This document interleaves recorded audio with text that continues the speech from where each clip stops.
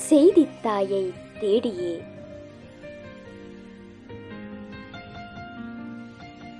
எண்ணற்ற எழுத்துகளிலே ஏராளமான செய்திகள், மண் கண்ட சஞ்சலமும் விண்தொட்ட சரித்திரமும், பண்பாட்டை பேணி வரும் வாசிப்பு பண்பை கண்மணியாய் போற்றியதும் உன்னாலே. வீழ்ந்ததே செய்தி சிகரமே, வீழ்ந்ததே சூழ்ச்சியினாளா மனிதனின் உயர்ச்சியினாளா? அகரம் முதல் சிகரம் வரை அறிந்தேன் அன்று, மகரத முத்தாய் குன்றியதால் உன்னை மறந்தேன் இன்று. பகலவன் வெளிச்சம் வந்தாலே உன் ஞாபகம் அன்று, பகலே இரவாய் கழிந்தாலும் யாரும் தேடவில்லை இன்று. அரவணைத்து உன்முகம் பார்த்தவரெல்லாம் இங்கே, அகிலமும் அடக்கிய தொழில்நுட்ப அசைவினிலே.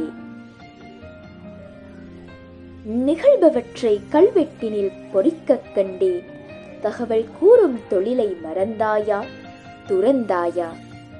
திகட்டாத சுவாரஸ்ய விடுகதைகளும் எங்கே, கவி வரிகளும் எங்கே? பகட்டான மனிதன் உன்னை மறந்தானா, நீ அவனை மறந்தாயா? இளமை ஊஞ்சலில் வாசிப்பின் முக்கியத்துவம் உணர மறுத்தேன், இனி என்னை தேடி வரமாட்டாயா? கையளவு பெட்டிக்குள் செய்தி குரல் ஒலித்தாலும், பையளவு தொல்லை பேசி தொந்தரவு தந்தாலும், வையமெல்லாம் காண தொலைக்காட்சி ஒளி தந்தாலும், மையிட்டு அச்சிடும் உன் போலாகுமா தகவல் தேனருவியே?